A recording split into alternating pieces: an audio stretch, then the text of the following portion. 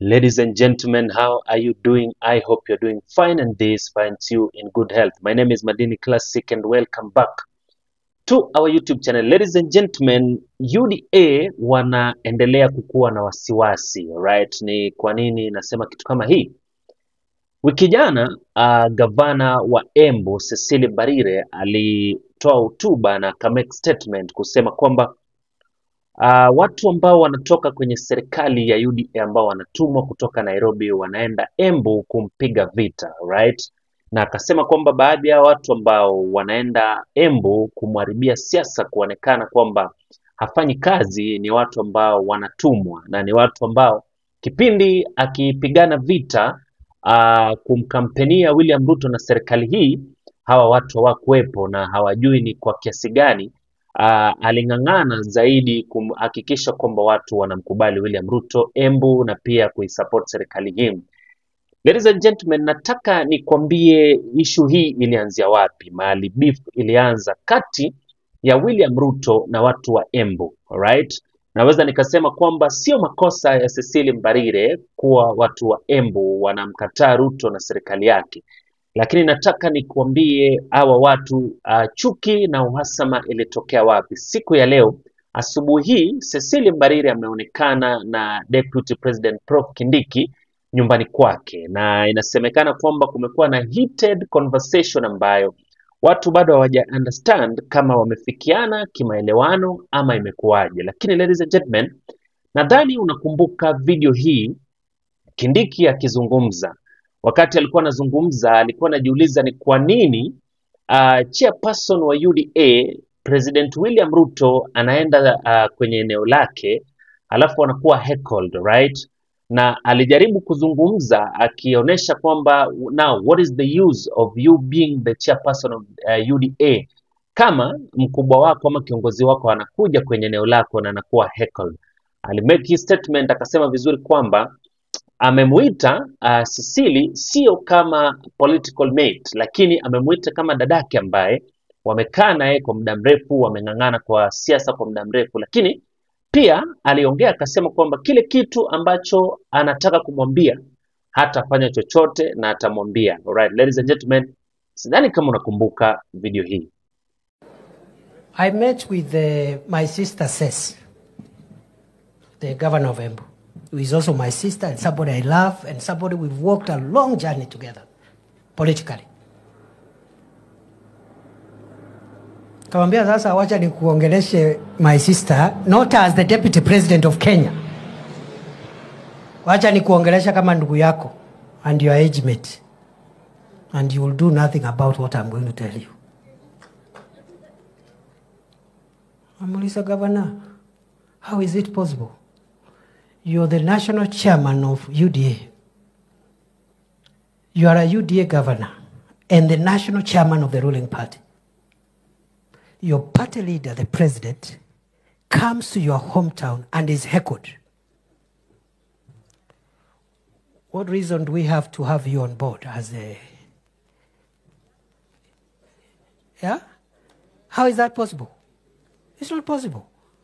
Yeah. Vijana wanapigia rais hapo kelele ati rais amesema kitu ambayo labda hawapendi.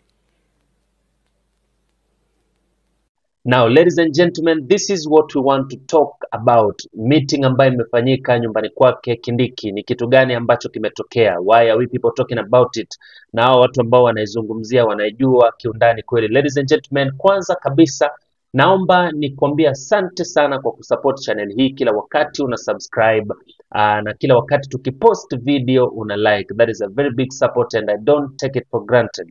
Lakini pia ladies and gentlemen, sisi kama familia tuna kitendo cha kusaidia mtu ambaye kiukweli anataka msaada, na tukiangalia kiukweli ni mtu ambaye yuko kwenye situation mbaya. Kuna mama yetu ambaye nataka niseme asante kwa kila mtu ambaye tayari ametoa, na hata yule mtu ambaye anapanga kutoa, nikwambia asante mkubwa sana. Huyu mama yetu anaugua ugonjwa wa kansa, alifanyiwa operation lakini inaonekana kuna kitu ambacho hakikwenda sawa. So ana maumivu makali sana, na side moja ambayo sehemu ambayo alifanyiwa operation ni kama damu imeclot kwa ndani na inampa maumivu makali. Alituomba tumsaidie kama anaweza fika hospitali akafanyiwa check up na pia kama atafanyiwa matibabu. Nashukuru kwa kila mtu ambaye tayari ametoa, lakini naomba wewe mwenyewe usikize story yake, then we continue. Nimesema na mimi ndio mama ninaongea juu yake. Nimekuwa na shida kwa muda mrefu. Nilikuwa na shida ya kansa ya esophagus na nilifanya operation ya kifua. Sasa hiyo operation ya kifua na huku nyuma nilikuwa na uchungu sana, hata siwezi mama. Sasa nilirudi Kenyatta kwa daktari for check-up. Daktari aliniambia lazima nirudi tena wafungue tena wajue ni nini mbaya, juu ilikuwa inatoa damu. Hapo ni wapi? Hapo ni hapo. Okay.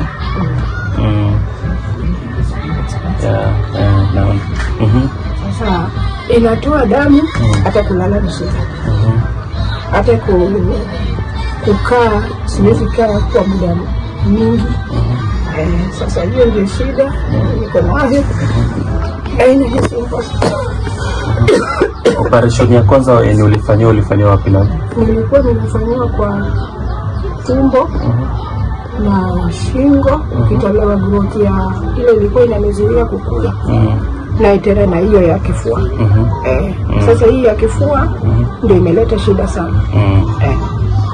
Ladies and gentlemen, mimi nilikuwa naomba tufanye 150 Kenyan shillings challenge kwa hiyo namba ambayo imepostiwa hapo, ili tumsaidie mama aende hospitali akaangaliwe, na kama ni matibabu afanyiwe, at least apunguze maumivu. Alituomba kwa unyenyekevu, na nashukuru kwa yule mtu ambaye anapanga kutoa na pia yule mtu ambaye tayari ameshatoa. Niseme asante. Right, ladies and gentlemen, nilikuwa nimesema nitakwambia uhasama ambao ipo katikati ya watu wa Embu na serikali ya William Ruto. Alright, let me take you back a little bit. Ladies and gentlemen, kuna kipindi Kindiki alikuwa na viongozi mbalimbali kule Embu, ambapo watu walikusanywa, watu wa pikipiki. Ilikuwa ni meeting ya watu wa pikipiki ambao walikusanywa pamoja kuangalia njia ya maendeleo ya kusaidia watu wa pikipiki. Lakini mmoja kati ya mwandani wa Ruto ambaye anaitwa Kiboreka alipewa nafasi kuzungumza. Wakati alipewa nafasi kuzungumza, ladies and gentlemen, kuna kauli ambapo alisema kule Embu ambayo haikufurahisha watu. Alisema kwamba Muturi ana complain about judicial killings ambazo, extrajudicial killings ambazo zinafanyika kwenye nchi hii. Lakini yeye anasahau kwamba 10 years ago akiwa speaker wa nchi hii kuna vifo vingi ambavyo vilifanyika na kuzungumzia kitu, na akasema kwamba extrajudicial killing anywhere is extrajudicial killing everywhere. Hicho ndo kitu ambacho alisema.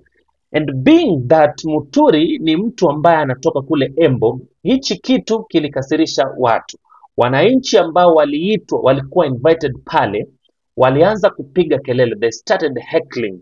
Alright, they started heckling. Ilikuwa inaonyesha kwamba kile kitu ambacho Kiboreka alisema kiliwaudhi, being that huyu ni mtu ambaye wanampenda, wale watu wa kwao wanampenda. Ladies and gentlemen, ilibidi mtu ambaye alikuwa amefuata after Kiboreka kuzungumza aseme, jamani tafadhali, hapa tumekuja kuzungumzia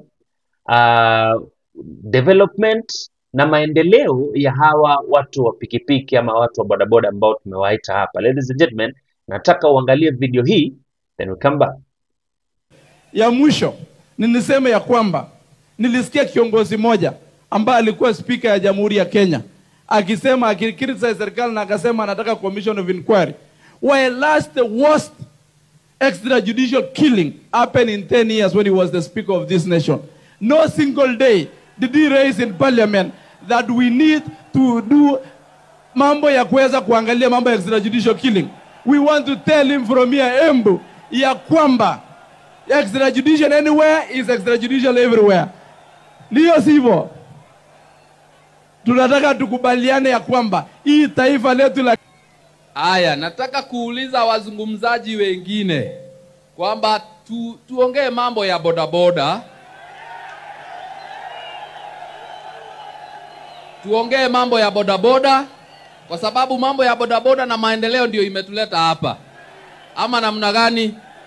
As many as of that opinion say aye. As many as of the contrary opinion say nay. The ayes have it. Now, ladies and gentlemen, umeona kwa makini kitu ambacho kilifanyika kule. Haikukaa muda mrefu sana, ladies and gentlemen, tukaona Muturi aliachishwa kazi. Alright, kulingana na kitu ambacho umekiona, inakuonesha vizuri kwamba Muturi ni mtu ambaye anapendwa na watu wa Embu. So that means tayari watu wa Embu tayari walikuwa wameanza kucreate uhasama na William Ruto kwa kile kitu ambacho wamekifanya.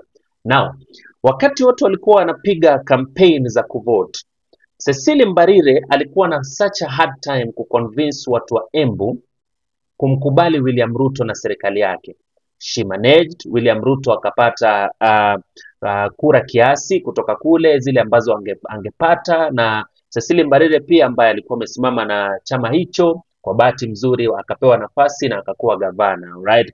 Now when Kindiki made that statement, hii ni statement ambayo pia ilienda ikafufua vile vidonda vya watu ambao wanatoka Embu kwa kile kitu ambacho alikisema. Now the statement ambayo Kindiki alikuwa ameongea nimekuchezea, ukianalyze kiundani na kuonesha ama inakupatia ile picha ya kuonesha kwamba if you cannot make sure that watu wako they are not going to heckle the president, then you are useless to UDA. So that specific statement ilifanya watu wakakuwa na hasira pia na William Ruto. Now Cecily said kwamba ile kitu ambacho alipitia, alright, ile kitu ambacho alipitia haikuwa kitu kizuri, mpaka aka make sure kwamba William Ruto amepata vote zake. Haikuwa kitu nyepesi. Ladies and gentlemen, alikuwa na hasira nyingi akizungumza. The other day mliona hiyo video akizungumza siku ya Madaraka Day.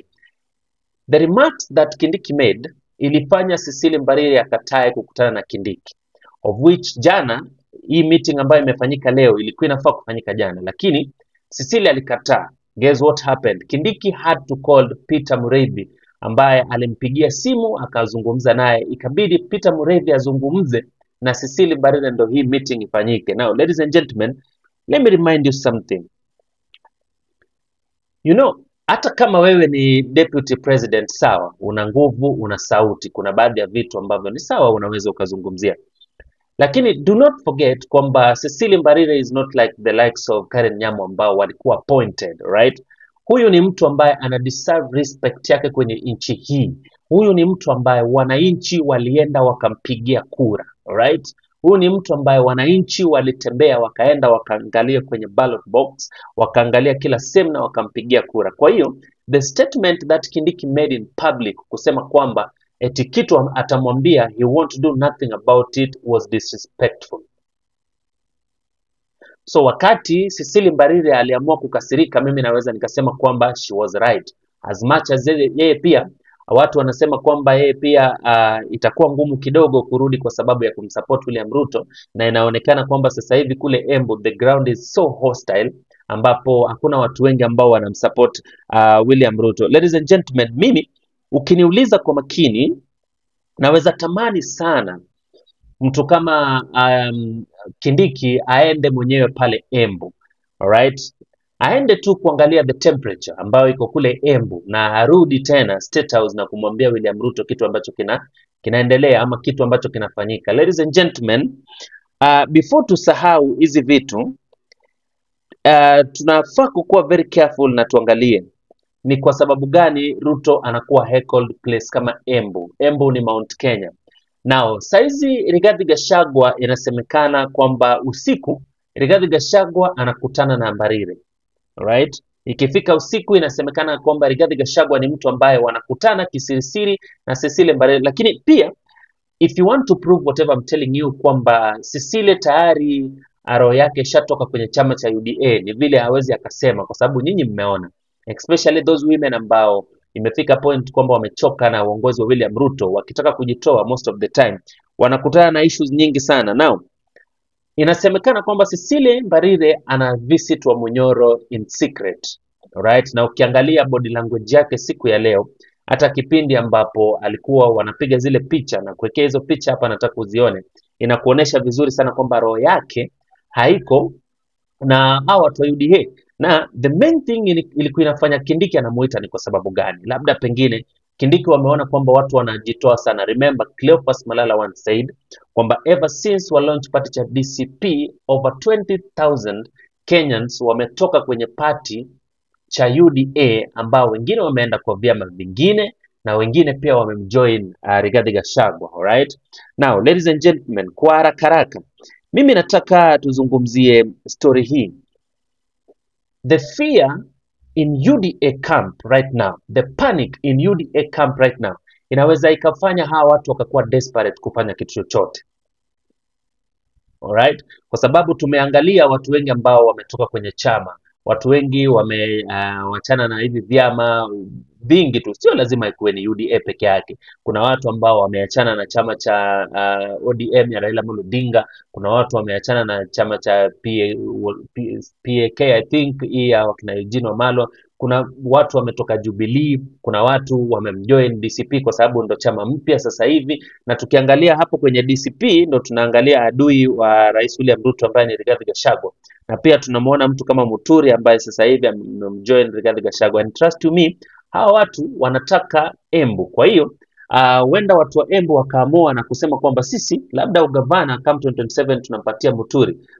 Cecilia Mbarire can do nothing because right now inaonekana kwamba watu tayari wameanza kumchukia kwa kumsupport William Ruto, ambao inaonekana na wanasema hadharani kwamba kuna maendeleo ambao wanapata kutoka kwa William Ruto, na ile madharau ambao wameona kwa wale watu ambao pia wanasupport William Ruto kama huyo Kiborek. Na pia at the same time kuna video fulani ambayo niliona, itakuwa vibaya nisiposhare na wewe hii video ambayo the very same Kindiki hiyo siku akitoka kule Embu alienda mpaka Nyeri. Wakati amefika Nyeri, watu wake ambao walikuwa wametembea nao wanajaribu kumpigia Ruto msumari hapa pale, akiongea na watu wanasema Ruto, watu wamenyamaza. Ladies and gentlemen, sijui nikuchezee, wacha nikuchezee hiyo clip hapo uone, uniambie kwa kunyamaza kwa watu ni kitu gani unaona. Ruto tushokere ogwo tushokere Ruto tumaririkanie kwamba sisi wote hatutoki kwa serikali na tutakaa kwa serikali. Asante, thank you. Unafikiria ni kwa sababu gani watu wamenyamaza? Now people are just talking about one term, hiyo slogan ya one term. That is okay, this is something that hatuwezi kosa kuzungumzia siasa bila kuizungumzia, lakini pia tuangalie kwa makini. Alright, watu wa Embu tayari wamedecide. Watu wa Embu tayari ni kama wamechoka na UDA. Hicho ni kitu ambacho hata wewe mtu wa kawaida utakiona wazi kwamba hapa watu wamechoka na UDA.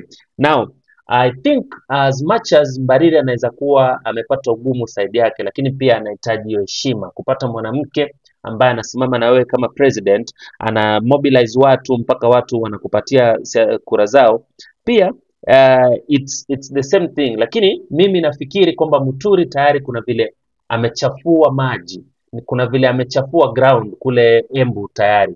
Ni vile hatujaona hadharani kama labda pengine wamekuwa na meeting na some of the elders ambao wako pale, but what I know and what I think ni kwamba Muturi watu wanampenda, na kitu ambacho unajua, Ruto ni mtu ambaye kila siku anafanya tu mistakes. Kila siku Ruto ni mtu ambaye kila siku anafanya tu makosa mengi Kila time akitaka kufanya kitu inatokea ni makosa. Kama unakumbuka ile makosa ambayo alikuwa amefanya kumfuta kazi mtu kama Ndindi Nyoro, tena akamfuta kazi mtu kama Muturi. So unajua hata kama watu wa Embu wana complain, hawezi sema kwamba hawa watu wanafanya makosa. Ladies and gentlemen, nataka na nakuomba uchukue comment section kuniambia wewe unafikiria nini kuhusu issue hii, kwa sababu inasemekana kwamba meeting ambayo imefanyika kule kumekuwa na lot of heated argument ambayo hawajafikiana vile inafaa, lakini it's a step for Kindiki to invite Cecilia Mbarire, wakaketi chini wakazungumza nao. Sijui kutaendaje na outcome itakuwaje. Ladies and gentlemen, nataka nimalize discussion hii ya leo na proverb ambayo inasema that a tree that cannot support your weight when you lean on it cannot kill you if it falls on you. Ladies and gentlemen, let me say bye bye. Let's meet on the next episode of the day.